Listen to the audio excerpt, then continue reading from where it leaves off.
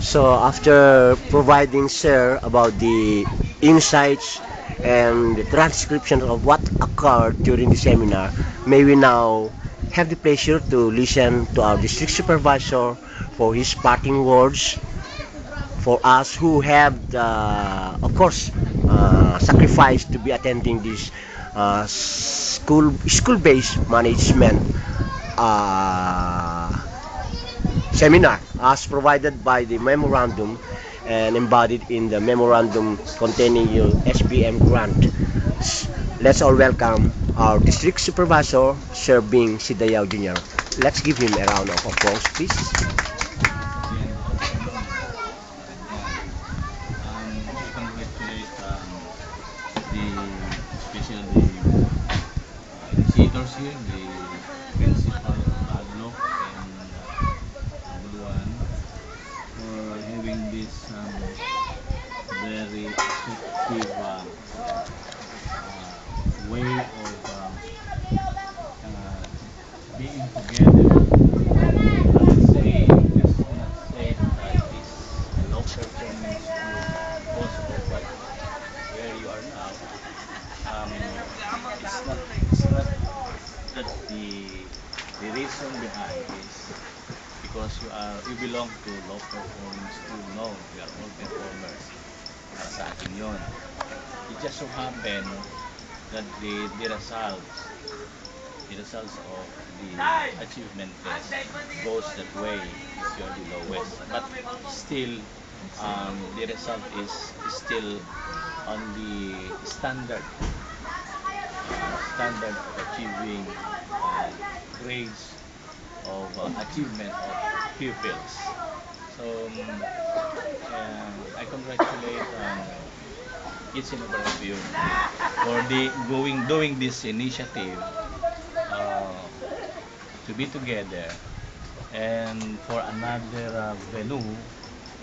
It's that on the classroom wherein you have your seminar, and this is also a one way of say innovation, innovating your way of sharing one idea to each other.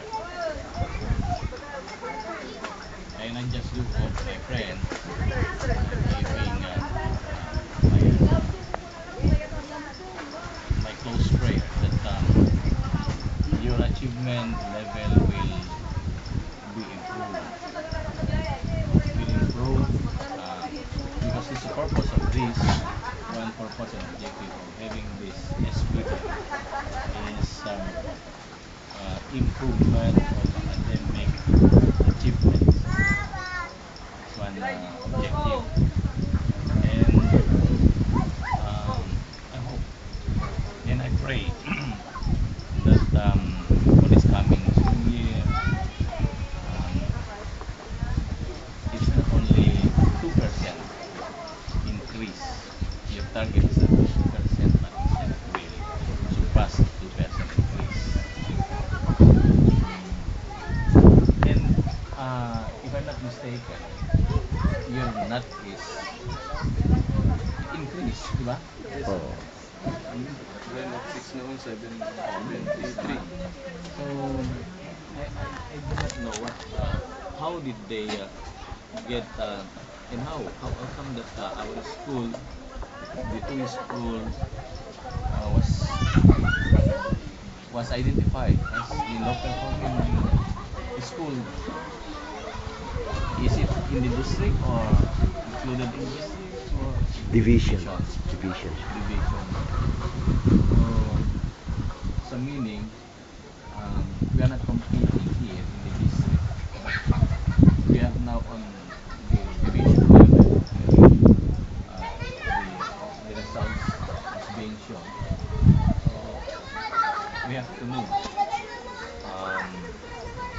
But it doesn't mean to say that we are going to look it very seriously.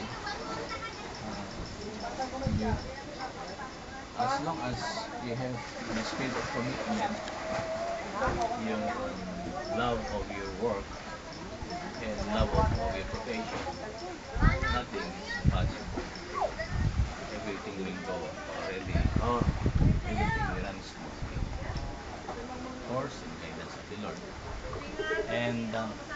please do not forget on the other side of the coin, your responsibility to your family. Do not just concentrate everything on school-based management. Well, hindi din siguro ibig sabihin na what I mean there is, you budget your time. Do not give everything. Do not give all your time on that.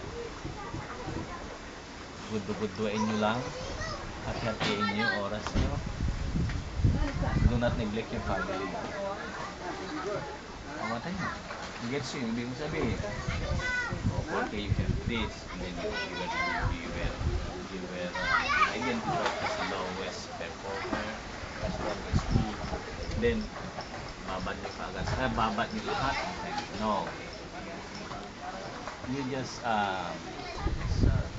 take it easy. Kaya natin yan. As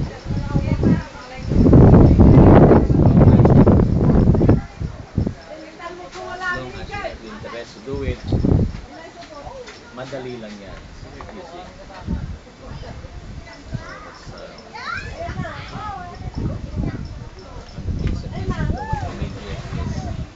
Just keep calm and relax.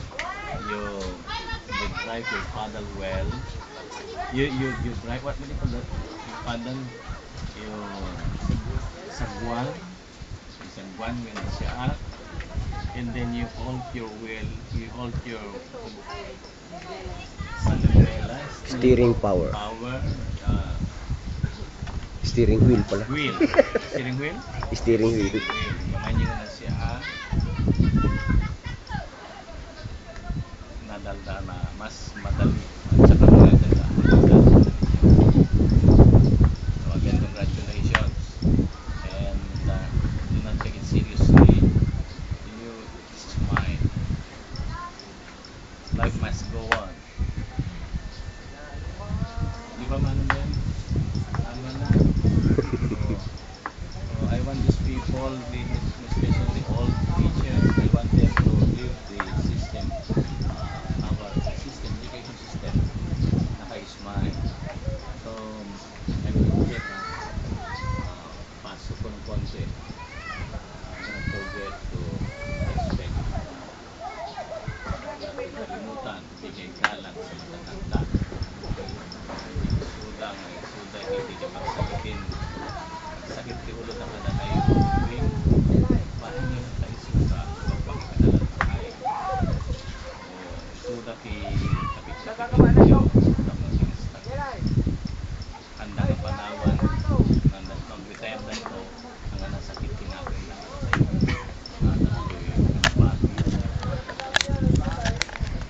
Yun lang. Sakay na rin katanda.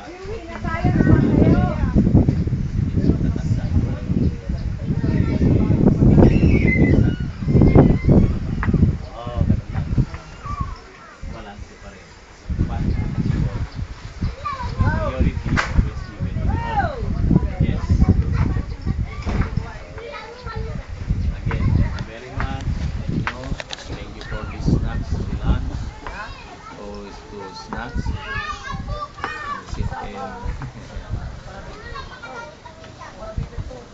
and we would like also to thank the natin dito to extend my thanks to them.